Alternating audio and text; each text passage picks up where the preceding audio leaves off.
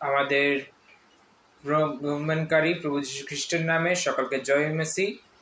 আসুন আমরা আজকে যে বাইবেল অধ্যয়ন আছে, যেটা আমরা বিগত সপ্তাহ থেকে আমরা করছি যাকবের পুস্তক থেকে, আসুন আমরা আবার সেই বই থেকে অধ্যয়ন করব। আসুন আমরা শুরু করার আগে ঈশ্বরের কাছে আগে প্রার্থনা করি, ঈশ্বরকে ধন্যবাদ দিই এই সুন্দর সময়ের জন্যে। তারপরে আজকের যে বাইবেল অধ্যয়ন আছে আমরা সেখানে যাব। স্বর্গের মহান জীবিত এবং অতি করুণাময় পিতা ঈশ্বর, ধন্যবাদ দিচ্ছি প্রভু গো আজকের দিনের জন্যে, এখন অবধি সামনে রেখেছো তাই ধন্যবাদ দিচ্ছি প্রভু গো। প্রভু গো, আবার তুমি নিজের সম্মুখে আসতে সাহায্য করেছো তোমার পবিত্র বাক্য থেকে অধ্যয়ন করতে প্রভু গো, তাহলে ধন্যবাদ দিচ্ছি প্রভু গো। প্রভু গো, ধন্যবাদ দিচ্ছি এই বিষয়ে যে পুস্তক থেকে আমরা অধ্যয়ন করছি প্রভু গো, সেই পুস্তক থেকে বিগত দিনে তুমি যেমন আমাদের সাথে তুমি যে পবিত্র বাক্যের দ্বারা কথা বলেছো তাই ধন্যবাদ দিচ্ছি প্রভু। আসছে সময়ও তুমি নিজের পবিত্র বাক্যের দ্বারা কথা বলো, আমাদেরকে পবিত্র আত্মার দ্বারা আমাদেরকে সামর্থ্য দাও প্রভু গো, যা কিছু আমরা অধ্যয়ন করব যেটা আমরা বুঝতে পারি আর আমরা বলতে পারি প্রভু গো। এই প্রার্থনা তুমি স্বীকার করো, তোমার একমাত্র সন্তান যে কিনা আমাদের একমাত্র উদ্ধারকর্তা পুনরাগমনকারী প্রভু যীশু খ্রিস্টের নামে চাইছি, শুনো এবং স্বর্গের রাজ্যে গ্রহণ করো, আমেন। যেহেতু আমরা যাকব তার 1 অধ্যায় থেকে আলোচনা করছি, বিগত সময়ে আমরা যখন যাকব 1 অধ্যায় থেকে কিছু কিছু জিনিস আমরা যেটা শিখলাম সেটি হলো পরীক্ষার বিষয়। ঈশ্বর আমাদের পরীক্ষা নেন, কি কারণে নেন, আর সেই পরীক্ষায় আমাদেরকে কি কি দরকার আছে, আর সেই পরীক্ষা আমরা কি করে আগে বাড়বো, পাস করব, সেই বিষয়ে আমরা দেখলাম। আজকে যে পথগুলি আমরা দেখব সেটা হচ্ছে 1 অধ্যায় 6 থেকে 8 পদ। যাকব তার 1 অধ্যায় 6 থেকে 8 পদ। আর সেখানে লেখা আছে, কিন্তু সে বিশ্বাসপূর্বক যাত্রা করুক, কিছু সন্দেহ না করুক, কেননা যে সন্দেহ করে সে বায়ুতাড়িত বিলরিত সমুদ্র তরঙ্গের তুল্য। সেই ব্যক্তি যে প্রভুর নিকটে কিছু পাইবে এমন বোধ না করুক, সে ধীমনা লোক, আপনার সকল পথে অস্থির। ঈশ্বর তার পবিত্র বাক্যের দ্বারা সকলকে আশীর্বাদ করুক, বা প্রভুর নাম গৌরবিত হোক, আমিন। যেহেতু এই পদটা আমরা পড়লাম 6 পদটা, 6 পদে এই 5 পদেরই সাথে একটা সম্পর্ক আছে। যখন আমরা 5ম পদটা পড়েছিলাম আগের দিনে, বিগত দিনে যখন আমরা অধ্যয়ন করেছিলাম 5ম পদটি, সেখানে আমরা এই প্রকার অধ্যয়ন করতে পেয়েছিলাম, সেখানে আমরা এই প্রকার পড়েছিলাম, যদি তোমাদের কাহারও জ্ঞানের অভাব হয় তবে সে ঈশ্বরের কাছে যাচ্ছা করুক। তার মানে আমাদের যদি কোনো প্রয়োজন হয় তাহলে আমরা ঈশ্বরের কাছে সেই জিনিসটা চাইব, সেটার বিষয়ে আমরা পড়েছিলাম। আর সেখানে এই বাক্যে সেটাও লেখা ছিল, তিনি সকলকে অকাতরে দিয়া থাকেন। মানে ঈশ্বরের কাছে আমরা যা চাইব ঈশ্বর আমাদেরকে দিবেন, এটা আমরা বিগত দিনে আমরা দেখলাম। কিন্তু যখন আমরা 6 পদটি পড়ি সেখানে বিশেষ কথা লেখা আছে, যদি আমরা ঈশ্বরের কাছে চাই, কোনো কিছু চাই, সেই সময় আমরা সন্দেহ করব না। প্রভু যীশু খ্রিস্ট তার নিজের শিষ্যদেরকে এই কথাই বলেছিল, যে যদি তোমাদের বিশ্বাস শস্য দানার সমানও হয়, তাহলে তোমরা যদি সেই পাহাড়কে বলবে কি এখান থেকে সরে যেতে, সেই পাহাড় সরে যাবে। কিন্তু কি করে সরবে? কি করে সরবে? আমাদের মধ্যে সন্দেহ থাকা উচিত না। এটাই আমাদেরকে ষষ্ঠ যে বাক্য আছে, ষষ্ঠ পদটা আছে, সেখানে প্রেরিত যাকব একটা কথাই আমাদেরকে বলছে যে যদি তোমরা বিশ্বাস করো তাহলে তোমরা সন্দেহ করিও না। আমরা মানুষের উপরে সন্দেহ করতে পারি। আমরা যদি কোনো মানুষের উপরে প্রতি বিশ্বাস করে থাকি তাহলে তার উপরে সন্দেহ করতেই পারি, স্বাভাবিক ব্যাপার। যাকব তার পত্রিতে এই কথা বলছে যে আমাদেরকে ঈশ্বরের উপরে নিঃসন্দেহে বিশ্বাস করতে হবে। নিঃসন্দেহতে বিশ্বাস করতে হবে। একটু উদাহরণ দিই। একটি বয়স্ক মহিলা ছিল, একটা গায়ে একটা বয়স্ক মহিলা ছিল, আর প্রত্যেক দিন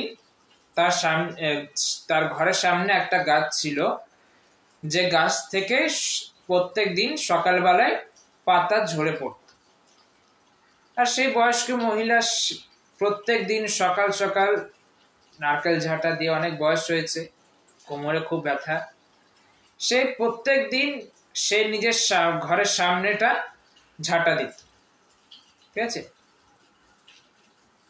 সে একদিন কি করলো, ঈশ্বরের কাছে রাত্রে বেলা যখন ঘুমাবার আগে সে ঈশ্বরের কাছে প্রার্থনা করলো, প্রভু এই যে আমার ঘরের সামনে যে গাছটি আছে সেটা তুমি সরিয়ে দাও, এর কারণে আমার অনেক কোমর ব্যথা হয়, অনেক কিছু হয়, তাই বলে এই গাছটাকে তুমি সরিয়ে দাও।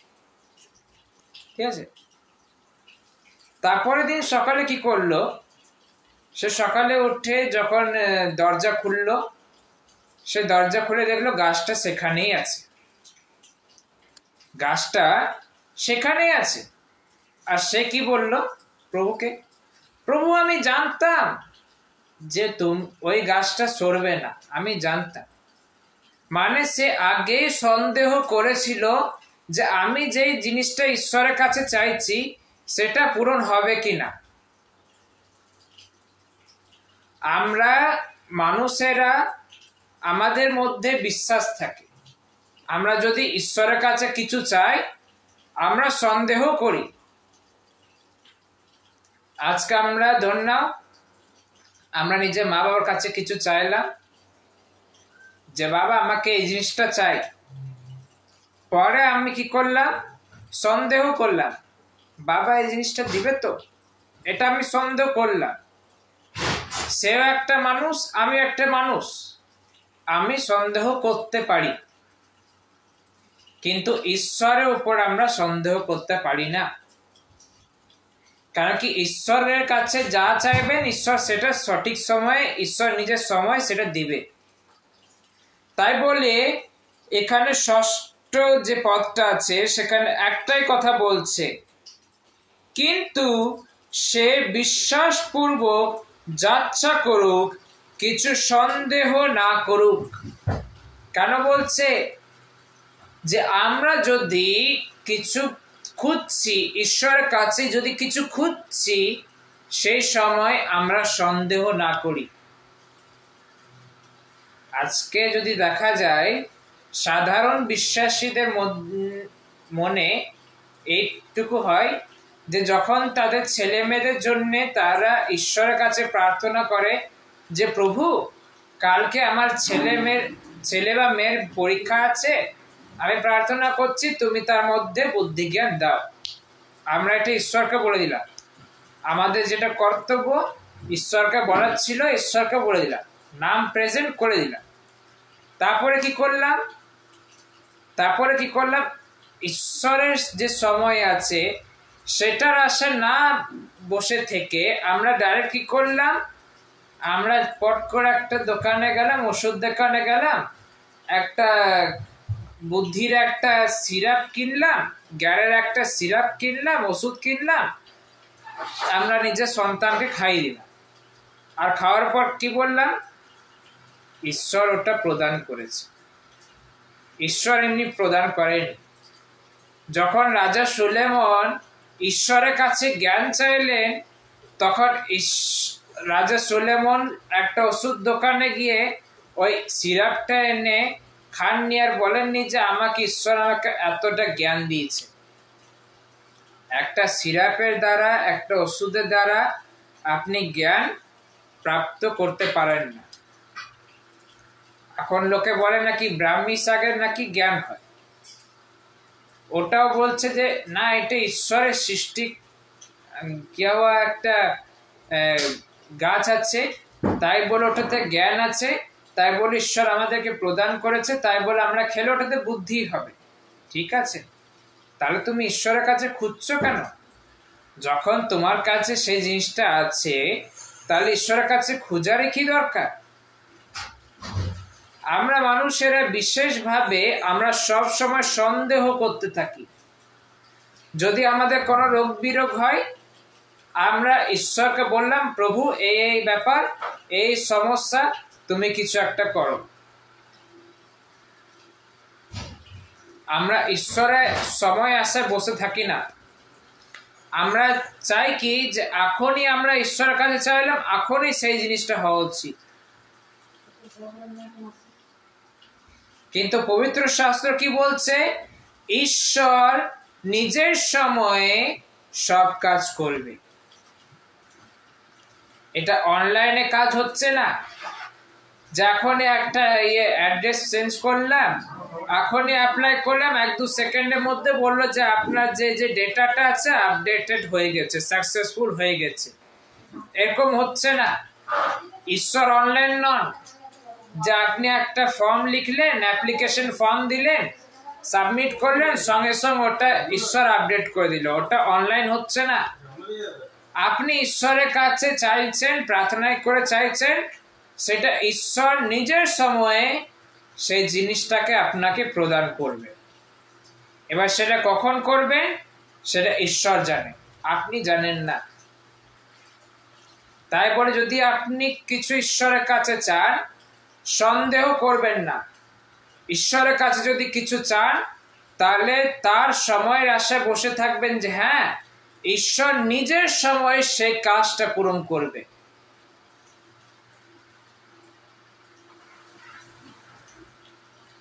পরে যখন 7 পদটা আমরা পড়ব, তখন এটা লেখা আছে, সেই ব্যক্তি যে প্রভুর নিকটে কিছু পাইবে এমন বোধ না করুক। এটা কি কারণ লিখেছে? এটা কি কারণ করে লিখেছে? যদি আমরা দেখি, একটাই বিষয় বলছে, আমরা যখন ঈশ্বরের কাছে বুদ্ধি চাই, তখন আমরা যাতে বিশ্বাসে চাই, সেই সময় কোনো সন্দেহ না করি,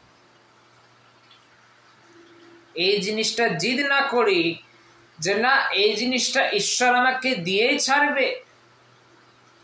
যদি একটা যুবক ছেলে, সে গাড়ি চালাতে জানে না, তার নলেজ নেই গাড়ির মধ্যে, সে বাইকের মধ্যে কি কি কথায় কি আছে, আমি যদি অ্যাক্সিডেন্ট করি, কিছু ক্ষতি করি, তাহলে কি করে হবে না হবে, তাহলে সে যতই প্রার্থনা করুক না কেন, সে উপবাস প্রার্থনা করুক না কেন, তাকে ঈশ্বর সেই জিনিসটা দিবে না।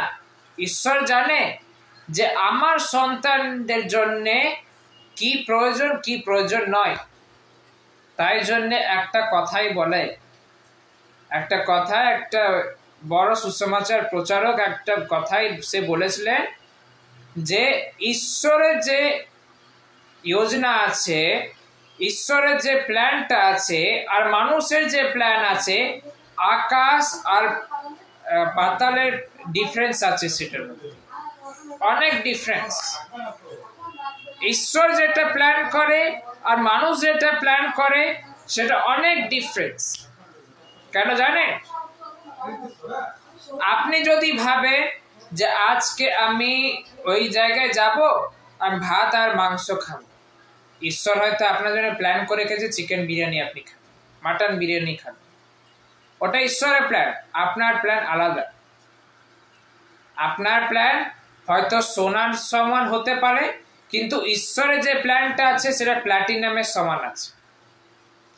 তাই জন্যে আমরা যদি ঈশ্বরের কাছে যদি কিছু চাই, আমরা এটা বোধ না করি, আমরা যদি এটা জিদ না করে থাকি যে ঈশ্বরের কাছে আমি এই জিনিসটা চেয়েছি, তো ঈশ্বরকে আমাকে দিতেই হবে, এই জিনিসটা আমরা জিদ না করি। ঈশ্বর জানেন যে আমাদের প্রয়োজনীয় জিনিসটা কি। আজকে যদি আমরা চাই যে আমরা এই করব ওই করব, তাহলে ওটা হতে পারে না। ঈশ্বর যদি ভেবে রেখেছেন যে আমার দ্বারা এই কাজটা হবে, এই কাজটা ভালো হবে বা খারাপ হবে, যদি ঈশ্বর ভেবে রেখেছেন, তাহলে ওটা ঈশ্বরেরই কোন একটা প্ল্যান, আপনার প্ল্যান নয়। বুঝলেন? তাই বলে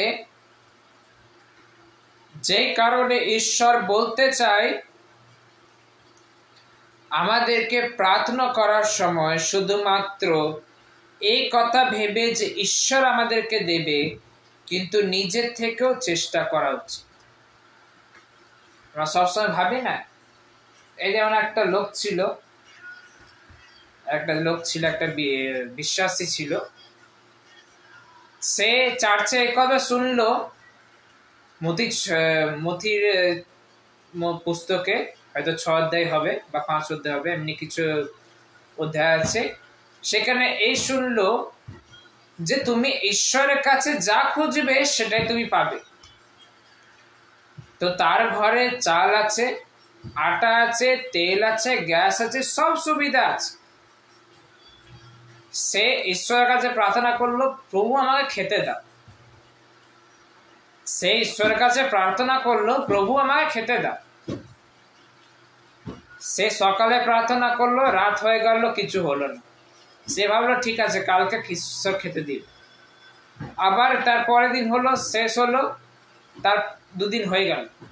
তৃতীয় দিনে সে যখন দেখছে এটা হচ্ছে না, সে নিজের আবার সেই মণ্ডলীতে গিয়ে সে পাস্টরকে বলে যে আপনি অনেক মিথ্যা কথা বলেন। সে বলল আপনি অনেক মিথ্যা কথা বলেন। সে পাস্টর জিজ্ঞেস করলো কেন, আমি আবার কি মিথ্যা কথা বলব?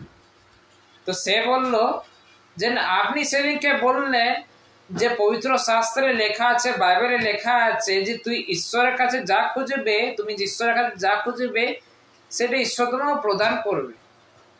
কিন্তু আমি 2 দিন থেকে ঈশ্বরের কাছে খাবার চাইছি, ঈশ্বর দিচ্ছেই না। সে পাস্টারটা তার ঘরে গেল, দেখলো রান্নাঘরে সমস্ত জিনিস রাখা আছে। সে একটাই কথা বলল যে ঈশ্বর তোমাকে সবকিছু দিচ্ছে, কিন্তু তোমাকে নিজে হাত পাটাও ব্যবহার করতে হবে, তাহলে তুমি খেতে পারো। আজকে মানুষের মধ্যে এটাই সমস্যা। আপনি যদি রেশন কার্ড হলো, ভোটার কার্ড হলো, আধার কার্ড হলো, যেই কার্ডে হোক না কেন, আপনি যদি অ্যাপ্লাই করেন বা একটা চাকরি অ্যাপ্লাই করেন, তাহলে আপনি কি খালি চাকরিটা অ্যাপ্লাই করে ছেড়ে দিবেন? সেই যে পরীক্ষাগুলো আছে আপনি দেবেন না? দিতে হবে। পরীক্ষা না পাস করলে, ইন্টারভিউতে না পাস করলে সেই চাকরি আপনি পাবেন না, তাই তো? সেরকমই বলছে, যদি আমরা এটা ভেবে থাকি না আমরা যা চাইবো ঈশ্বর আমাদেরকে দিবে, ঠিক আছে, ঈশ্বর আপনাকে দিবে। আপনার সেটা প্রয়োজনীয় জিনিস, যদি সত্যিকারের প্রয়োজনীয় জিনিস হয়, ঈশ্বর আপনাকে সেটা দিবেন, কিন্তু সেটার জন্য আপনাকে চেষ্টা করতে হবে। খালি একটা ফর্ম লিখে সরকারের কাছে সাবমিট করে দিলাম, বাস আমার কাজ শেষ, সেটা না। আপনাকে তার পেছনেও কিছু কাজ করতে হবে। সেটা ঈশ্বর বলছেন তার নিজের বাক্যে। একটাই কথা বলছে, যদি আপনারা দেখেন 7ম পদে একটা কথা বলছে, সেই ব্যক্তি যে প্রভুর নিকটে কিছু পাইবে এমন বোধ না করুক। 7 পদে 2টা মানে বলছে। 7 পদে একটা মানে এটা হচ্ছে যেটা 6 পদ আর 5 পদের অনুসার আছে, যে মানেটা আছে সে পদের অনুসার এই 7 পদের মানে হচ্ছে এটাই যে আমরা যদি ঈশ্বরের কাছে কিছু চাই, আমরা সেই জিনিসটার বিষয়ে জিদ না করি যে প্রভু আমাকে সেই জিনিসটা দিতেই হবে, কারণ ঈশ্বর আমাদের বিষয়ে তার চেয়েও কিছু বড় কিছু ভেবে রেখেছে, তাই নয়? আর যদি নর্মালি আমরা সেই 7 পদটাকে সাধারণভাবে যদি সেই 7 পদটাকে আমরা পড়ি, সেটার মানে এটাও বলছে যে আমরা যদি ঈশ্বরের কাছে কিছু চাই, আমরা খালি চেয়ে না থাকি, বালকি সেই কাজ জিনিসটার বিষয়ে আমরা কিছু করতেও থাকি যাতে আমরা সেই জিনিসটাকে পাই, তাই নয় কি? আমরা যদি ঈশ্বরের কাছে ঘর চাই, ঈশ্বর ঘর নিশ্চয় দিবেন, কিন্তু আপনাকে সেই ঘরের জন্য কিছু করতে হবে যাতে আপনি সেই ঘরটা বানাতে চাইছেন আর ঈশ্বর আপনাকে সাহায্য করছে, তাহলে ঈশ্বর আপনাকে সেই ঘরটা দিন। এই জন্যে আমরা যদি কিছু দরকার থাকে, আমাদের কিছু প্রয়োজনীয় দরকার থাকে, তা আমাদেরকে ঈশ্বরের কাছে খোঁজা উচিত, আর খুঁজলেও আমাদেরকে সন্দেহ করা উচিত না। ঈশ্বর তার পবিত্র বাক্যের দ্বারা সকলকে আশীর্বাদ করুক বা প্রভুর নাম গৌরবিত। আসুন আমরা প্রার্থনা করি। স্বর্গের মহান জীবিত এবং অতি করুণাময় পিতা ঈশ্বর, ধন্যবাদ দিচ্ছি প্রভু গো আজকের এই দিনের জন্য, এখন অব্দি সামনে রেখেছো তাই ধন্যবাদ দিচ্ছি প্রভু গো। তুমি রাজাদের রাজা, প্রভুদের প্রভু, জীবিত অনুগ্রহকারী পিতা ঈশ্বর হচ্ছে, তাই ধন্যবাদ দিচ্ছি প্রভু গো। প্রভু তুমি নিজের পবিত্র বাক্যের দ্বারা আমার সাথে কথা বললে, তাই ধন্যবাদ দিচ্ছি প্রভু গো। আমরা বুঝতে পারলাম প্রভু গো যে আমরা যদি কিছু চাই তোমার কাছে প্রভু গো, আমাদেরকে সন্দেহ করা উচিত না। আমরা বুঝতে পারলাম প্রভু গো, আমাদেরকে সাহায্য করো যাতে আমরা যদি কি জীবনে যদি কিছু চাই তোমার কাছে, আর যদি কোনো কথা বলি আমরা সন্দেহ না করতে পারি, এটা আমাদেরকে সাহায্য করো। এই সামর্থ্য আমাদেরকে দিও প্রভু গো। আমরা যদি বিশ্বাস করি, আমরা পুরো পরিপূর্ণতায় আমরা তোমার উপর বিশ্বাস করতে পারি প্রভু গো, আমাদেরকে সাহায্য করো। এই প্রার্থনা তুমি স্বীকার করো তোমার একমাত্র সন্তান, যে কিনা আমাদের একমাত্র উদ্ধারকর্তা পুনরাগমনকারী প্রভু যীশু খ্রিস্টের নামে চাইছি, স্বর্গের রাজ্য গ্রহণ করো। আমেন। সকলকে জয় মেসি।